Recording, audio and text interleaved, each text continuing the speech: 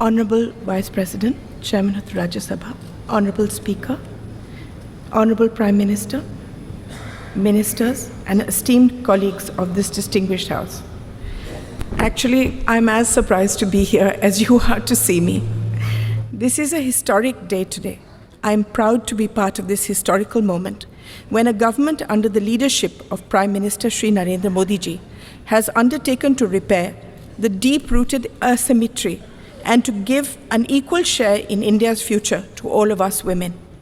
I'm grateful for the honor you have given me of speaking about my years in Parliament. We are going to a new building, and hopefully this grand edifice will reflect the aspirations of a new Bharat. Today,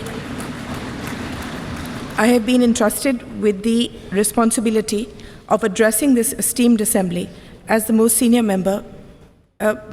parliamentarian in the Lok Sabha. I entered Parliament at the age of 32, 9 years after the death of my husband. My debut was as Minister for Environment.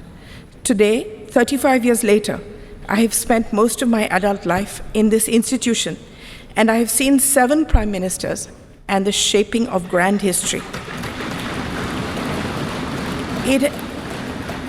It has been an arduous, rocky road. I had several terms as an independent member and finally joined the Bharatiya Janata Party under Shri Atal Bihari Vajpayee ji's leadership in 2004. Since then, I have remained a proud member of the BJP as well of this august House. Being a member of Parliament is an immense responsibility, as it entails safeguarding the trust of lakhs of voters who elect us to be their voice. You are given power, but this power must always be used for their good. The job demands unwavering commitment, moral rectitude, and courage. Basically, it demands great love for your country and infinite kindness towards all. Each one of us gets this opportunity to make a difference, provided we sublimate our own ambitions and see ourselves only as vessels or bridges or protectors of all the beings that need us, the last person in India who believes himself forgotten. People who cannot navigate for themselves and appoint us as their helmsmen. I have tried to make the most of every minute to bring about change wherever I am, whether as Environment Minister, when many institutions and laws that safeguard us were passed, as Social Justice Minister setting up Alimco, which now looks after all the disabled in the country, Childline, which was regarded internationally as the best institution for looking after street children, stopping child labor in the carpet industry. You can change things wherever you are. For instance, in the opposition as a BJP member, as chairperson of the often ignored Assurances Committee, we changed the way people were experimented on by pharmaceutical companies. They were not paid or even asked before becoming guinea pigs. This was changed by us. During Atalji's time, we brought in the vital red and green dot on foods, allowing people to know whether they were eating vegetarian, non-vegetarian food. We repaired an institutional deception by food companies. No service, no job is too small that it should not be taken seriously. My happiest moment was being given the responsibility by the Prime Minister, who coined the phrase Beti Bachao, Beti Padhao.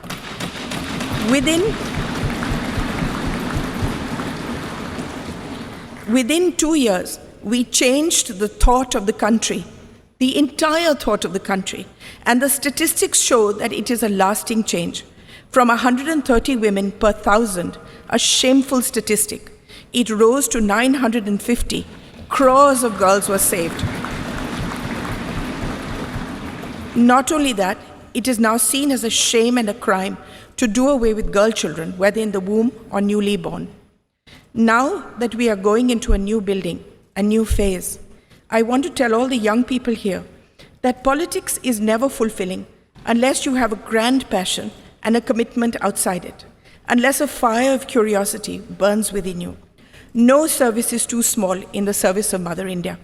What I have learned is that each constituency is your family. Within my family, there are a million microcosms of individual families. Each of them depend on us. We are a part of their lives as they are of ours. I have seen my primary duty to look after each family that has placed itself in my care by electing me, by seeing me as one of their own. In this matter, I wish to say that the Prime Minister has seen beyond people as a statistic and has meticulously seen to the needs of each individual family. Opening bank accounts, giving dignity in the form of toilets, home water taps, building homes for the poor, gas cylinders, giving young people loans, skilling them, protecting them through the largest pandemic in history, saying that no one remained hungry. Before I end,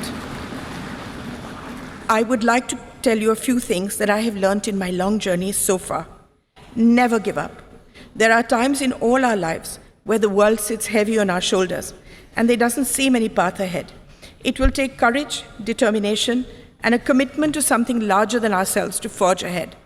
Have faith in the goodness of your fellow man. Quieten your mind and soldier on. Believe in yourself. You are an instrument of goodness. If you fight for good, you will always be protected. Use the pain that we all have in our hearts to make yourself a better human being, not to embitter you. Use the pain in your heart to see the pain in the hearts of millions of beings around you and dedicate your life to them. I want to speak to all the women here. The world is still an unequal place, and we as women need to be the greatest champions of and for each other. We need to support and protect each other, especially young women across the social spectrum who lead a marginalized existence so that they have the ability to forge their own destinies. There is no greater power in the world than the power of empathy and kindness, and this transforms the life of someone weaker than you. Kindness serves as its own reward. The greatest bank balance that we will ever possess is that of good deeds that we leave in our wake. That is the only legacy that will remain. My faith in God is unwavering. I see Him in everyone and everything. I see everything as sacred. I leave you with one thought. We are all part of one divine thread, and we are all connected, closer than we can imagine. Let us, irrespective of any differences we may have, wish happiness, protection, and on this holy day of Ganesh Chaturthi, a life free of obstacles for us and all our countrymen. Illuminate the lamp of goodness in our hearts. Jai Hind, Jai Bharat.